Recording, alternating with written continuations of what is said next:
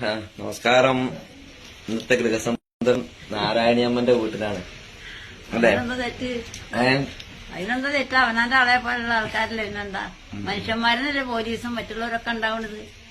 അതൊക്കെ വിവരമില്ലാത്തവരോ എന്തെങ്കിലുമൊക്കെ പറയാച്ചാ അതിന് കണക്കില്ല.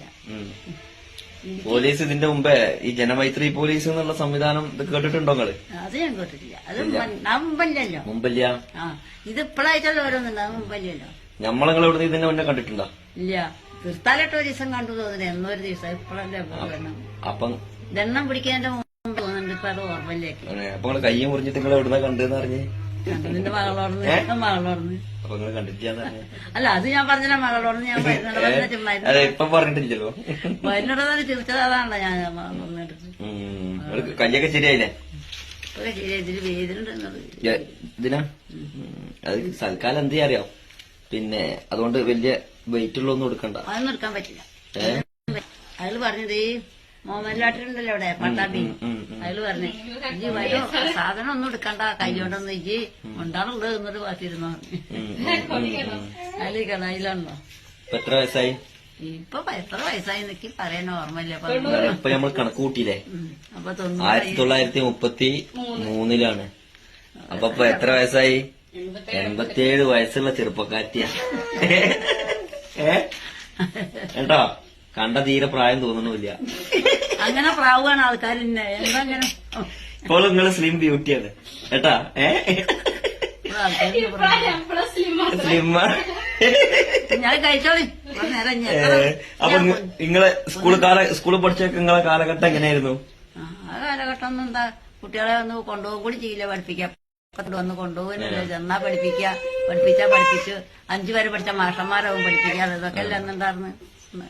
അത് മാഷന്മാരൊക്കെ നല്ല അടി അടിച്ചത്. ഇപ്പൊ ഉണ്ടോ? പഠിക്കാം. അപ്പൊ മാഷന്മാരടിച്ച അവരുടെ കയ്യ് ബാക്കിണ്ടാവില്ല. അപ്പൊ പോലീസുകാർക്ക് പഠിക്കാൻ പാടില്ല.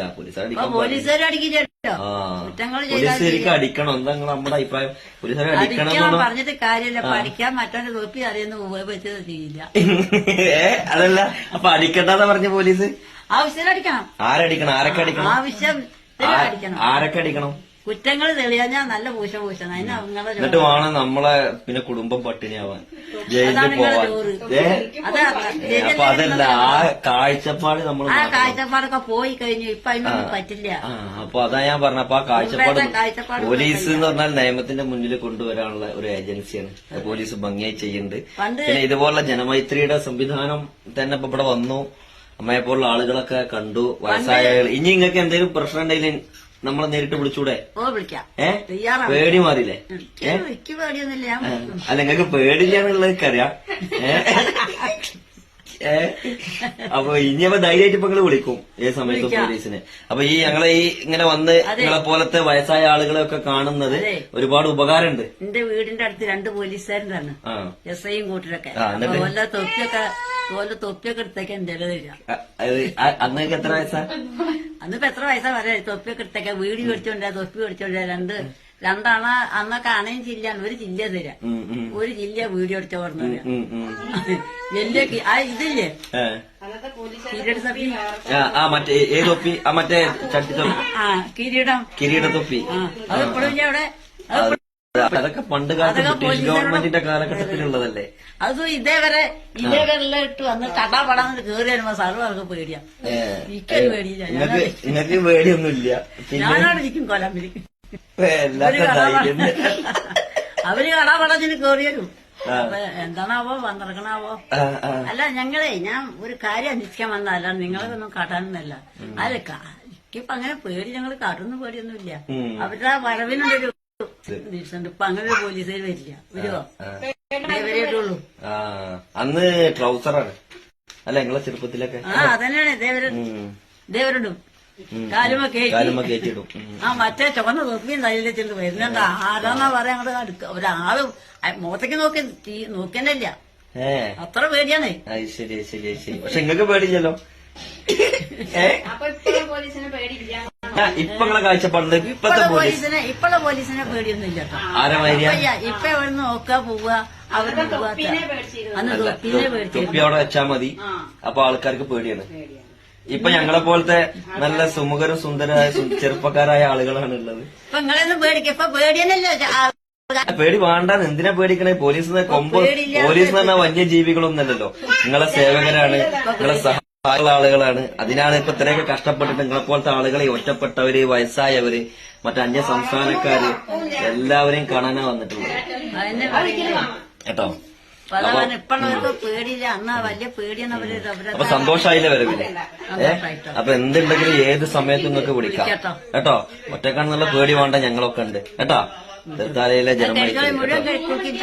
ചായ കുടിക്കാം. ചായ ഉഷാറായിക്കണ്. എന്താ നിങ്ങള് ചായ അടിക്കാത്ത? ഞാൻ രാത്രി ഉറക്കം കുറവാക്കി ചായ കുടിക്കാൻ പറ്റും. കാപ്പിയാണ്. ചായ കുടിക്കണത് നല്ലതല്ല. എല്ലാവർക്കും 360 ദിവസം കാപ്പിയാണ്. എന്റെ ഈ മകനെ കാറുമുട്ടി തലയില് പോലെ ചായ ഒഴിയ വേണം. ശരി. അപ്പൊ അതുകൊണ്ട് ഇതില്ല, ചായ കുടിക്കാൻ ചായ വേണം. ചായ വളരെ ചായ കുടിക്കാൻ എപ്പോഴും ചായ ഉണ്ടാവും. ഇത് ചെറിയ മാന. മക്കള് നോക്കണൊക്കെ നിങ്ങളെ? ഇതിനൊന്നും കുഴപ്പമില്ല. കള്ളു കുടിക്കണ്ട, മദ്യപാനുണ്ട? അവര് വേണമെങ്കിൽ തുള്ളിയെ കുടിച്ചോട്ടെ. ഇവിടെ കുടിക്കുന്ന അക്രമങ്ങളൊന്നും ഇല്ല. നിങ്ങളെ ബുദ്ധിമുട്ടിക്കണമൊന്നുമില്ലല്ലോ. കള്ളുടിച്ച അക്രമങ്ങളൊന്നും ഇവിടെ ഇല്ല. നിങ്ങളെ ഈ പൊന്നുപോലെ നോക്കണില്ലേ? നോക്കണ കണ്ടേ, എന്തെങ്കിലൊക്കെ വിഷമണ്ടേ വിളിക്കണം കേട്ടാ. അവര് അങ്ങനെ കുടിച്ചിട്ട് നേരത്തൊന്നും ഇവിടെ ഇല്ല. ഓക്കെ, നല്ല കാര്യം. മദ്യം ഒക്കെ പോട്ടെ കേട്ടാ. അവര് ഞാൻ എന്തെങ്കിലുമൊക്കെ കുടിക്കണ്ടെന്നല്ല, ഇവിടെ വീട്ടിൽ വന്നിട്ട് അക്രമങ്ങളൊന്നും ഇല്ല. മറ്റൊന്നും തീരെ കുടിക്കില്ല. തലയ്ക്ക് ഇത് വെച്ചു തന്നെ നന്നായുള്ളൂ. ആരെങ്കിലും വിളിച്ചു കൊടുത്താലും വേണ്ട. നല്ല കാര്യം. നല്ല പായസം 2 ഗ്ലാസ് പരിവർണം കുടിക്കാൻ പറ്റില്ല. അപ്പൊ എന്തായാലും വളരെ സന്തോഷങ്ങളൊക്കെ കണ്ടിട്ടോ. അപ്പൊ എന്ത് പ്രശ്നം ഉണ്ടെങ്കിലും ഞങ്ങള് വിളിക്കാം കേട്ടോ. ഓക്കെ, ഞാനൊക്കെ എത്രയും ആയിക്കോട്ടെ. ഓക്കെ എന്നാ.